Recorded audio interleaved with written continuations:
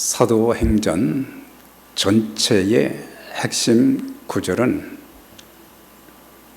1장 8절이 됩니다.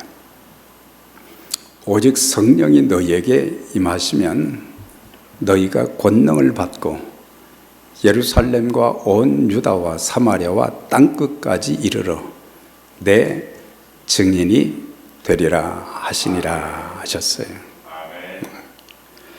이 말씀은 주님께서 사망 권세를 이기시고 부활하시고 승천하시면서 감람산에서 500여 형제들이 있는 곳에서 또한 전한 말씀이기도 합니다.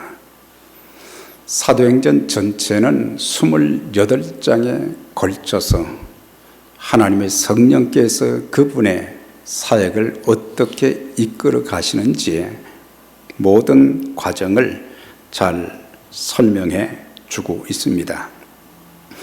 1장에서 7장까지는 어떻게 해서 예루살렘의 초대교회가, 예루살렘 교회가 세워지고 부흥하고 성장했는지에 대한 그런 내용들을 보여주고 있고, 8장에서 12장까지는 복음이 예루살렘에만 머물지 아니하고 온 유대와 사마리아 땅으로 확장되는 그 과정을 보여주면서 그 귀한 사역에 쓰임받은 대표적인 사람들은 바로 빌립 집사, 베드로와 요한, 고넬료를 통해서 복음의 역사가 이제 구원받는 사람들의 수가 늘어가는 그런 과정을 보여주고 있고, 13장부터 28장까지는 안디옥 교회를 통한 복음의 역사가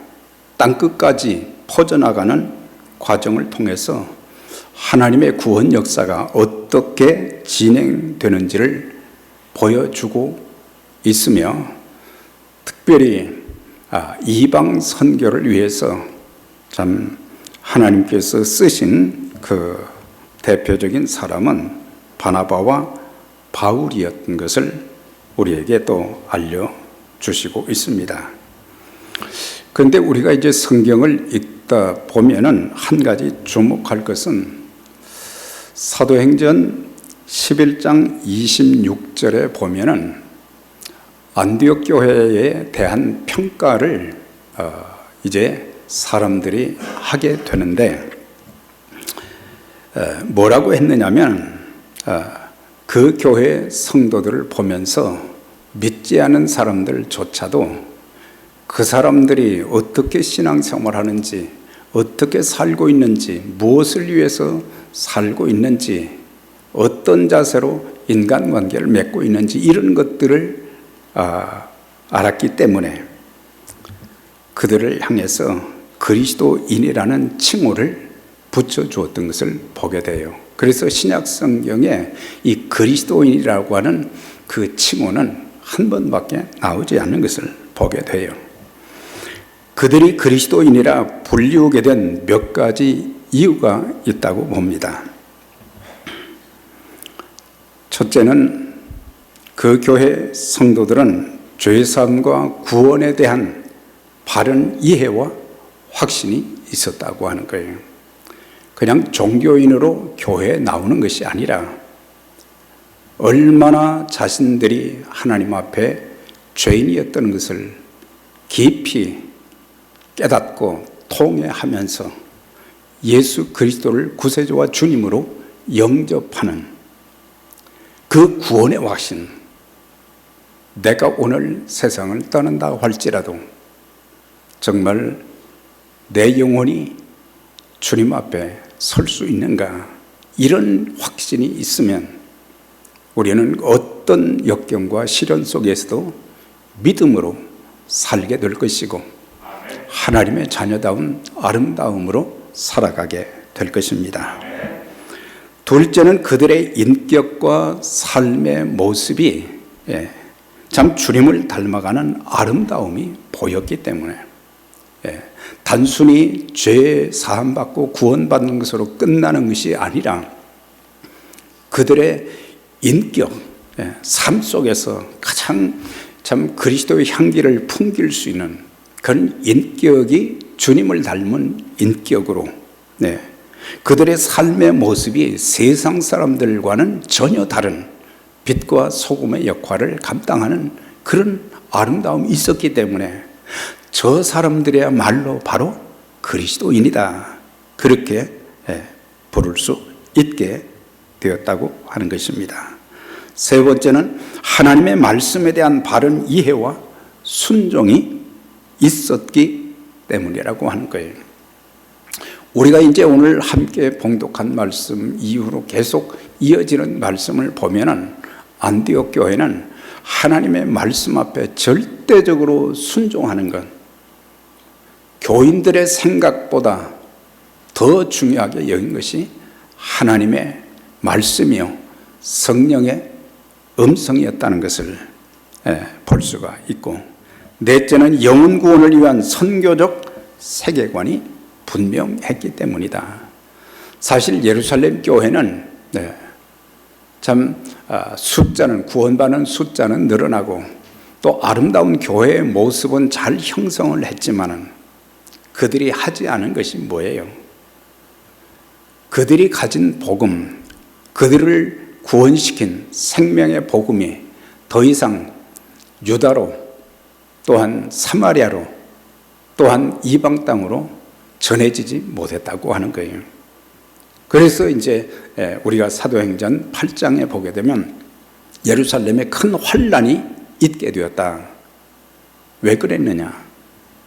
그들이 교회 생활을 하면서 기쁘고 즐겁게 감사하게 여러 가지 하지만은 가장 중요한 주님의 분부를 잊어버렸기 때문에, 그래서 하나님께서 환란을 통해서 흩어놓으시니까 이 사람들이 유대로 가고 또 사마리아로 가고 또 이방 땅으로 가면서 그들이 한 일이 뭐냐?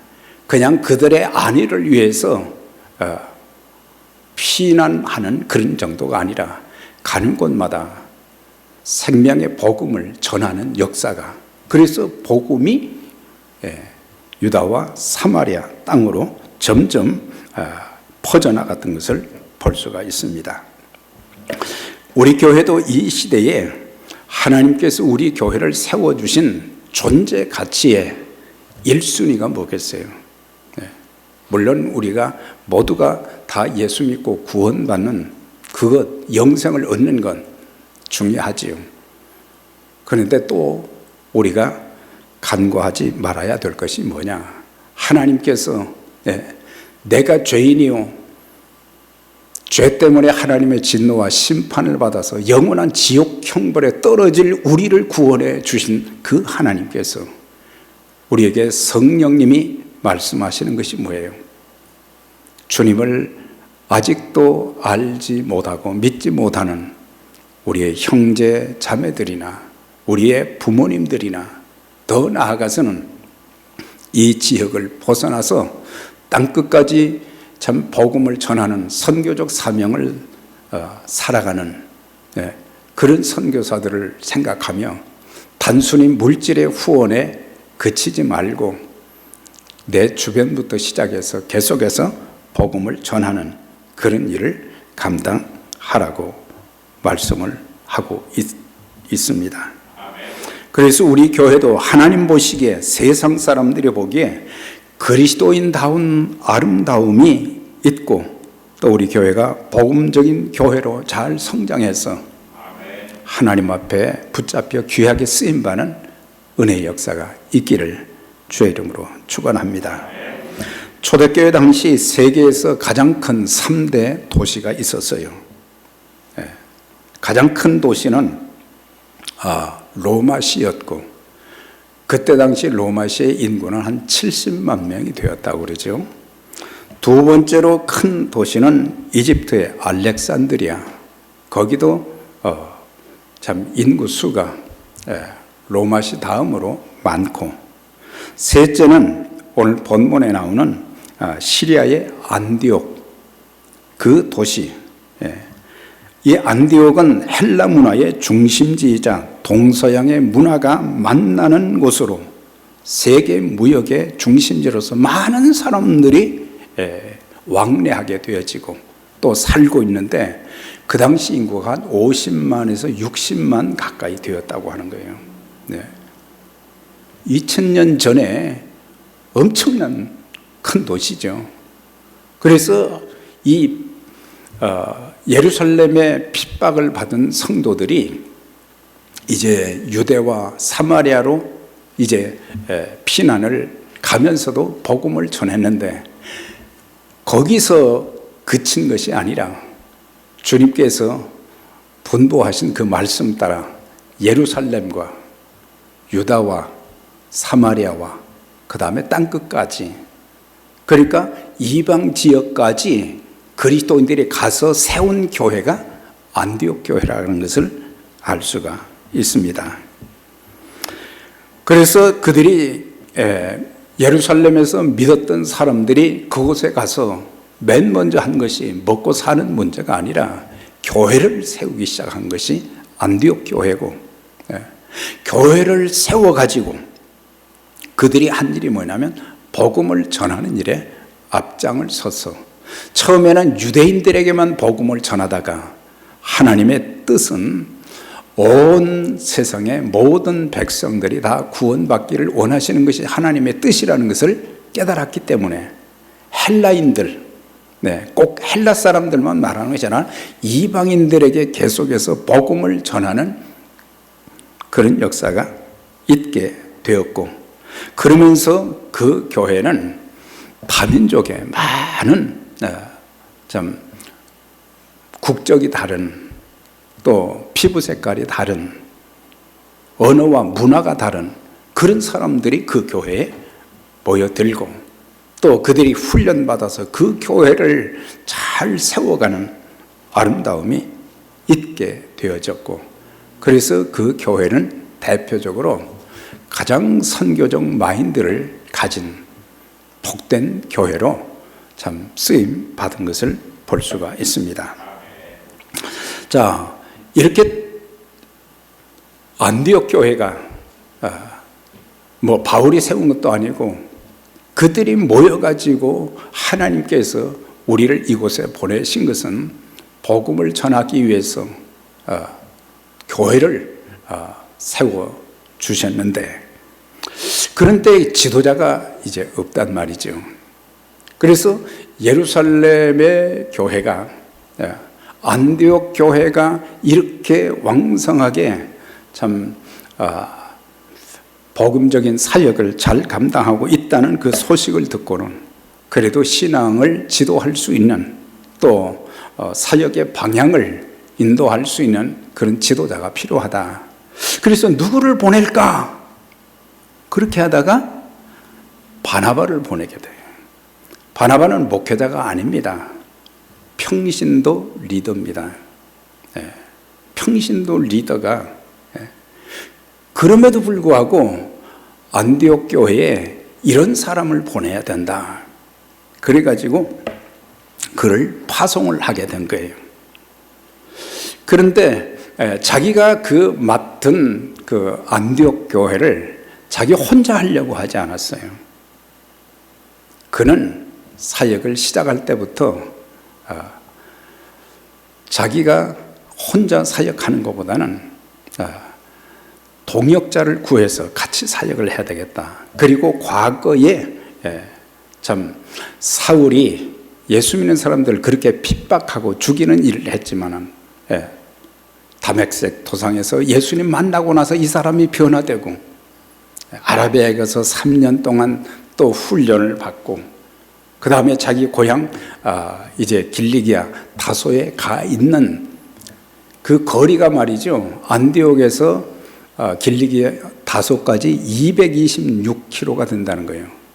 통신수단이 원활하지 못한데 한 사람의 동역자를 찾기 위해서 사울을 초빙해서 같이 사역을 하려고 226km를 걸어서 말이죠, 가가지고 그를 설득을 한 거예요. 우리 같이 사역합시다. 같이 사역합시다. 그래가지고 이제 안디옥 교회로 와서 같이 이제 사역을 하게 됨으로 인해서 교회가 크게 성장하게 되었고, 후에 성령께서 두 사람을 선교사로 파송하여서 소아시아와 유럽, 로마를 거쳐 복음이 전 세계로 확장되는 그 귀한 일에 이 바나바와 바울이 귀하게 쓰임받은 것을 보게 돼요. 사실 이 사도 바울은 본래는 사울이었지요. 그런데 그에게 예수 믿고 나서 동기부여를 해주고 하나님 사역에 같이 일할 수 있도록 그 역할을 한 사람이 바나바라고 하는 거예요. 그래서 바나바는 평신도였지만 세 가지 리더십을 잘 갖추고 있었어요. 첫째는 영적인 리더십이 있고, 두 번째는 인격적인 리더십이 있었어요. 예. 사도 바울은 영적인 리더십이 뛰어났고, 바나바는 인격적 리더십이 뛰어났어요. 그리고 바울에게 한 가지 더 있는 것이 기능적인 리더십, 사역의 리더십을 갖춘 것을. 그런데 바나바도 마찬가지예요. 그래서 우리가 안수를 받았든지 받지 않았든지 간에 하나님의 교회 리더들이 갖춰야 될 세 가지 리더십이 있어요. 영적인 리더십을 갖춰야 돼요. 인격적 리더십이 그리스도를 닮은 그런 모습들이 보여야 되고, 기능적인, 이거는 하나님의 교회를 단순히 어떤 허들의 일만 하는 것이 아니라 하나님께서 원하시는 그 사역에 쓰임받는, 그러니까 우리가 이 안디옥 교회를 보게 되면 그런 이 평신도 리더들이 많이 있었다는 것을 우리가 알 수가 있습니다. 자, 그러면은 이제 안디옥 교회가 어떻게 이렇게 아름다운 교회로 세워져 갔는지를 우리가 본문을 통해서 살펴볼 수가 있습니다. 첫 번째는 다양한 혈통의 사람들이 함께 모여서 사역을 했다고 하는 거예요.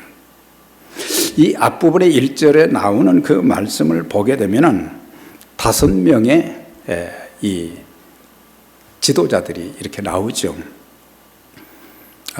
바나바가 나오고, 또 사울이 나오고, 그 다음에 헤롯의 젖동생 왕족 혈통을 가진 마나안이 있었고, 아프리카에서 온 흑인 개종자로 복음을 가르친 교사 시몬이 있었고, 또 북아프리카에서 온 루기오라고 하는 그런 교사는 또 로마 문화권의 영향을 받은, 참 그래서 이 5명이 하나님의 말씀을 전하는 일과 또 가르치는 일을 잘 감당해서 교회가 아주 든든하게 세워졌다는 것을 보게 돼요. 우리는 구별을 나눌 때가 참 많잖아요. 네.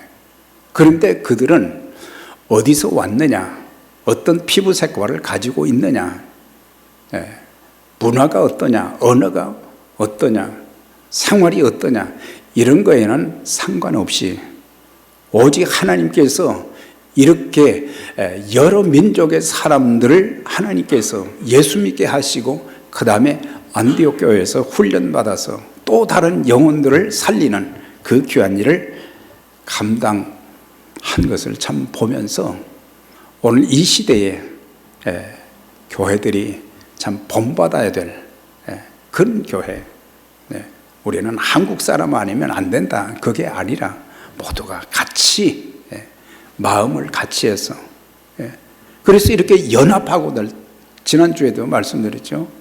형제가 연합하여 동거함이 어찌 그리 아름다운고. 같이 산다는 의미 그게 아니죠.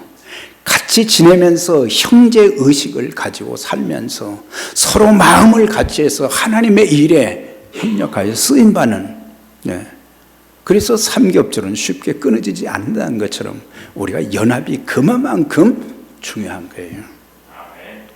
그러면 어떻게 다양한 혈통, 언어, 배경을 가진 자들이 하나 되어서 함께 일할 수가 있었겠는가? 네 가지로 정리해 보았는데, 첫째는 이렇게 서로 다른, 나라도 다르고 문화도 다르고 언어도 다르고 피부 색깔도 다른 이런 사람들이 어떻게 해서 한 교회를 잘 섬길 수 있었는가?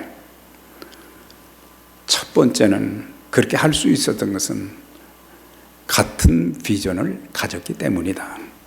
그건 뭐냐면 영혼 구원에는 그런 구분이 없는 거예요. 모든 사람들이 디모데전서 2장 4절의 말씀처럼 하나님은 모든 사람들이 구원을 받으며 진리에 이르기를 원한다. 그렇게 말씀하셨잖아요. 그러니까 모든 사람은 민족과 언어, 또 혈통, 문화, 삶의 배경 다 다르지만은 비전이 같으면 같이 할 수 있다고 하는 거죠. 비전이 같아야 돼요. 그 비전이 뭐예요? 영혼을 구원한 그 일. 둘째는 형제의식을 가지고 사역을 했기 때문에, 형제의식이라는 건 동등한 입장을 취했다고 하는 거예요. 우린 종종 직분을 가지고 계급적으로 생각할 때도 많잖아요. 종종 우리는 사람들을 차별하는 그런 경우들도 많잖아요. 그러니까 그들은 사람들을 차별하지도 않았을 뿐만 아니라 또한 계급의식을 갖지 않고 형제의식을 가졌다고 하는 거예요. 그러니까는 서로에게 불만이 없는 거죠. 셋째는 자기 주장, 자기 권리를 포기했다고 하는 거예요. 사람들은 하나님의 일을 하다 보면 자기 주장이 너무 강할 때가 많아요. 그리고 내 뜻이 관철되어야 직성이 풀리는 경우도 있어요. 우리는 내 생각, 내 고집, 내 주장, 그게 아니고 하나님의 뜻이라고 하는 그 전제하에 우리는 순복할 수 있어야 되는 것입니다. 넷째는 주님의 섬김을 본받아서 겸손하게 했다고 하는 거예요. 교만한 사람들 옆에는 사람들이 가지를 않습니다. 절대로 그 사람들 옆에는 안 갑니다. 그리 좋은 평가를 하지를 않습니다. 주님은 이 땅에 오셔서 하나님의 뜻을 이루시면서 그분이 하나님이셨지만은 그분은 종의 모습을 입으시고 죽기까지 복종하시면서 평생을 겸손한 자세로 자신을 낮추시면서 하나님의 사역을 감당한 것을 보게 됩니다. 우리 모두가 교회를 섬겨나갈 때 이런 마인드를 가지고 하게 되면 기쁨이 넘칠 것이고 감사가 넘칠 것이고 또한 교회가 행복한 교회로 아름답게 세워지게 될 것입니다. 그 다음에 두 번째는 성령의 음성에 민감하고 들은 말씀을 그대로 실천하는 교회였다고 하는 거예요. 성령의 음성에 종교적인 의식을 가졌다는 그것으로 신앙생활의 전부로 여길 때가 참 많은데, 그들은 주를 섬겨 금식할 때 그랬어요. 하나님을 섬겼다. 그런데 이 성경 여러 군데를 보게 되면, 이 여러 번역 성경 이런 것을 보게 되면 그냥 주를 섬기는 동안에 그게 아니에요.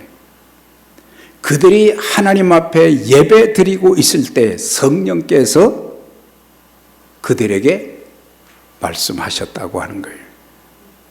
그러니까 우리가 예배 드릴 때 영이 깨끗하고 마음이 깨끗하고 그럴 때 성령께서 내게 필요한 음성으로 우리 각자에게나 우리 교회에게나 다양한 각도에서 말씀을 주실 것입니다. 그래서 예배는 하나님께 영광을 돌리는 성도들의 가장 아름다운 신앙 행위인 동시에 하나님을 만나고 그분의 음성을 듣는 복된 수단이 되는 것입니다. 그들이 금식하며 예배할 때 성령의 음성을 들었다고 했거든요. 우리가 자칫 잘못하면 영분별 못해가지고 뭔가 들리면은 이게 하나님께서 말씀하신 것인지 마귀가 또 이렇게 들려주는 건지 구분을 못하고 그럴 때가 있지만은 저와 여러분들은 영적 분별력도 있고 또 성령께서 우리에게 이 모양 저 모양으로 말씀해 주시는 그 음성을 듣고 그러면서 순종하는 가운데 변화의 역사도 있고 또 하나님 앞에 더 아름다운 모습으로 쓰임받는 그런 역사가 있게 될 것입니다. 구체적인 성령님의 지시는 뭐예요? 바나바와 사울을 따로 세우라 그랬어요. 그 교회가 지금 잘 되어가고 있는데, 잘 성장하고 있는데 이 두 사람을 그들이 예배하는 가운데 모든 성도들에 들렸던 음성은 바나바와 사울을 따로 세우라. 그러니까는 이 두 명의 지도자가 엄청난 역할을 감당하는데도 불구하고 하나님께서는 이 두 사람을 따로 세우라. 그것은 내가 불러시키는 일을 위해서 따로 세우라 하셨다고 하는 거예요. 내가 불러시키는 일이 뭐겠어요? 복음을 전하는 것이죠. 더 귀하게, 더 크게 한 교회만 정착해서 있는 것보다는 바나바와 바울은 하나님의 그 뜻을 이루는 세계 복음화를 이루는 그런 귀한 도구로 쓰임받게 하시고자 하는 하나님의 특별한 뜻이 계신 거예요. 그래서 사실 우리가 사도행전 전체를 읽어보면은 1차, 2차, 3차 사도행전뿐만 아니라 사도 바울의 그 서신서들을 이렇게 쭉 보게 되면은 하나님께서 계속해서 전 세계에 복음을 전하는 그런 도구로 아름답게 쓰임받는, 그래서 안디옥 교회는 세계 선교의 전초 기지가 마련된 그런 아름다운 교회였다는 것을 알 수가 있어요. 자, 그런데 이제 바나바와 사울을 따로 세우라, 그 음성을 듣고 나서 이 성도들이 또 뭘 했어요? 금식하며 기도했다 그랬어요. 정말 하나님께서 왜 이런 엄청난 말씀을 하실까? 그들은 금식하면서 기도했다 그랬어요. 우리가 이것을 통해서 안디옥 교회의 교회 운영 방식을 찾아볼 수 있는데, 사실 모든 중요한 문제는 교회에서 회의를 통해서 중요한 일들을 결정을 합니다. 그런데 안디옥 교회는 그것보다도 더 중요한 앞선 것이 뭐예요? 금식하면서 기도했다고 하는 거예요. 교회에 중요한 문제가 있을 때 우리는 기도해야 된다는 것을 가르쳐주고 있어요. 기도하면 하나님께서 우리 마음을 주장해 주셔서 하나님의 선하신 뜻 가운데서 모든 것들이 이루어질 수 있도록 만들어 주신다고 하는 거예요. 네. 사람의 생각으로서는 바나바와 바울을 보내는 것이 합당치 않게 여겼지만은, 그러나 그들은 하나님의 뜻을 먼저 찾았다고 하는 거예요. 내 뜻이 아니라. 교회 일을 할 때에 어려움이 있거나 복잡한 문제가 있을 때면 우리가 회의를 통해서 중요한 것을 결정하는 것도 필요하지만, 그보다 앞서야 될 것이 뭐냐? 금식하고 기도하는 것이 더 중요하다는 것을 알아야 된다고 하는 거예요. 왜? 성령의 다스림을 받으면 우리가 올바른 판단을 하게 돼 있어요. 그런데 성령의 다스림을 받지 못하게 되면 올바른 판단, 올바른 결정을 내리기가 쉽지 않다고 하는 거예요. 잘못될 수가 있는 거예요. 3절의 끝부분에 보면 이에 금식하며 기도하고 두 사람에게 안수하여 보내니라. 그들은 금식하며 기도하는 가운데 하나님의 뜻이, 우리 뜻은 안 보내는 거예요. 그런데 하나님의 뜻은 두 사람에게 안수해서 선교를 파송하는, 그것을 깨닫고 난 뒤에, 하나님의 뜻을 확신한 후에는 교회도 지체 없이, 그리고 바나바와 바울도 그대로 순종해서 복음의 볼모지에만 다녀야 되잖아요. 오늘날에는 어디 가든지 교회가 다 있고 선교사님들이 다 퍼져 있고 사역하기도 훨씬 더 수월하고, 그런데 아무것도 없지만은 하나님의 뜻이 적중한 것을 볼 수가 있어요. 그리고 하나님 뜻이라면 우리는 내 생각을 주장하기보다는 하나님께서 원하시는, 또 하나님께서 그런 리더십을, 영적인 리더십, 인격적인 리더십, 그리고 기능적인 리더십을 갖춘 그런 사람들.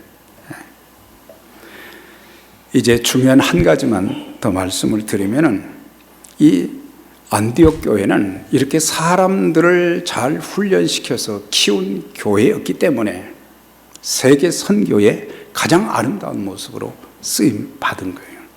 오늘의 시대는 사람들은 많이 있는 것 같은데 정말 주님의 뜻에 합당한 좋은 일꾼을 찾기가 쉽지 않다고 하는 거예요. 그래서 교회는 다음 세대를 위해서 일꾼을 발굴하고 그 일을 위임해 주어야 된다고 하는 것입니다. 이런 말이 있죠. 당년에 거두려거든 곡식을 심고, 곡식은 몇 달 아니면 거둘 수 있는 거죠. 10년에 거두려거든 나무를 심고, 100년에 거두려거든 사람을 심고, 영원히 거두려거든 복음을 심으라 그랬어요. 중요한 것은 복음의 일꾼들을 발굴해서 키우는 것. 바나바가 사울을, 다른 사람들은 다 안 된다고 그랬잖아요. 그런데 발굴해서 그를 보증을 서고, 이 사람이 정말 예수님을 만났습니다, 회개하고 구원받은 사람입니다, 정말 주님을 닮아가려고 몸부림치는 사람입니다, 예루살렘 교회의 그 사도들에게, 예루살렘 총회에게 자기가 가가지고 말이죠, 변호를 해주고, 그렇게 해서 일할 수 있도록 길도 열어주고. 그래서 우리가 성경을 보면은 처음에는 바나바와 바울로 나가다가 성경에 기록된 걸 보면 이제 바울이 앞서서 나오는 것을 보게 돼요. 미래를 향한 가장 확실한 일은 심고 키우는 일입니다. 그 중에서 사람을 키우는 일은 가장 중요한 일인 것입니다. 모세는 후계자를 키워서 여호수아에게 안수하여 모든 일을 맡겼어요. 여호수아는 가나안 정복을 이루는 훌륭한 지도자가 되었습니다. 그런데 이 바나바를 통해서 세워진 이 바울은 나중에 말이죠, 르스드라에서 아들 같은 제자 디모데를 발굴해서 양육한 것을 보게 돼요. 아들 같은 제자를 그렇게 훈련시켜서 세웠다고 하는 거죠. 고린도에서는 브리스길라와 아굴라 평신도 집사 부부를 잘 훈련해서 같이 동역을 했다는 거예요. 이 바나바의 리더십과 바울의 리더십의 특징 중에 하나는 혼자 하지 않았다는 거예요. 늘 같이 했다고 하는 거예요. 같이. 다른 사람들. 그래서 사실 우리가 이 바울 서신서들을 쭉 읽어보면, 특별히 사도행전에 나오는 70명의 일꾼들이 나오는데 이 사람들이 전부 다 바울의 영적 영향을 다 받은 사람들이에요. 에베소에서는 많은 목회자들을 키웠지요. 마가 요한을 아실 것입니다. 바나바와 바울과 함께 1차 전도여행에 따라 나섰다가 선교가 너무 힘든 거예요. 그래서 예루살렘으로 돌아왔어요. 바울이 화가 잔뜩 났어요. 어떻게 하나님의 일을 하는 사람이 도중에 하차하고 그럴 수가 있느냐. 나중에 2차 선교여행을 떠나려고 할 때에 바나바는 그래도 데리고 가자. 물론 육신적으로는 조카이기도 하지만은 바나바는 사람을 키우는 아름다움이 있었어요. 그런데 바울은 안 된다는 거예요. 바울의 고집이 또 대단하거든요. 그래서 결국에 둘이 갈라져서 선교를 나가는. 그래서 바나바와 마가 요한은 아시아 쪽으로, 바울은 이제 성령의 이끌림을 받아서 유럽 지역으로 이렇게 흩어져서, 그러면서 둘이 이렇게 갈라지다, 그게 아니라 하나님의 사역을 위해서 하나님께서 분리시켜서 계속 사용하시는 아름다움이 있는 것을 볼 수가 있어요. 일꾼을 키우다 보면 실망할 때도 있습니다. 그러나 실수한 사람도 오래 붙잡아주고 격려해주고 기다려주면 언젠가는 바로 서게 되는 것입니다. 골로새 4장 10절, 나와 함께 갇힌 아리스다고와 바나바의 생질 마가, 나중에는 이 마가가 말이죠, 아주 영적인 리더십뿐만 아니라 여러 면에서 아주 특질로 왔어요. 그래가지고 바울이 감옥에 갇히면 자기도 감옥에 갇힌 거예요. 사실 처음에는 그렇게 미워했잖아요. 그런데 나중에 참 신앙이 성장하고 인격이 아름다워지고, 그러면서 바울을 보면서 저렇게 주님의 심정을 가지고 하는 그를 도와서 하나님의 일이 이루어지는 일에 복되게 쓰임 받은 사람, 마가 요한. 이 사람을 통해서 하나님께서는 마가복음을 기록하게 하셨다고 하는 거죠. 그러니까는 우리가 이런 마음을 가지고 좋은 인재들을 발굴하고 훈련하고 이렇게 한다고 하면 하나님께서 참 우리도 귀하게 쓰시고 또 그 사람도 더 아름다운 모습으로 쓰임받게 하시는 천국 일꾼들을 우리가 많이 세워주는 그런 역할을 하게 될 것입니다. 정리하겠습니다. 지금 우리는 우리는 다 1세대들입니다. 1세대들은 지금 노년의 시기에 진입한 분들도 있고, 또 이미 노년이 된 지 꽤 오래되기도 하고, 이제 우리에게 맡겨주신 그 일이 뭐겠습니까? 우리가 예수 믿고 참 복을 받고 또 행복하고 건강하고 그런 기도도 많이 해야 되지만, 그보다 더 중요한 것은 다음 세대를 책임질 일꾼들을 세워주어야 되고 후원해 주어야 되고, 그리고 우리의 사역을 위임해 주어야 된다고 하는 거예요. 사람의 생각이 아닌, 그래야 하나님의 나라가 더 아름다운 모습으로 세워져 가는. 그래서 우리 모두가 눈을 들어 복음의 비전을 펼쳐나가며 주님의 꿈인 세계 복음화를 위한 전초기지로서의 우리 교회가 지금의 모습보다 훨씬 더 아름다운 모습으로 잘 성장하고 하나님의 뜻을 이루는 일에 복되게 쓰임받는 역사가 있게 되시기를 주의 이름으로 축원합니다. 같이 기도하겠습니다.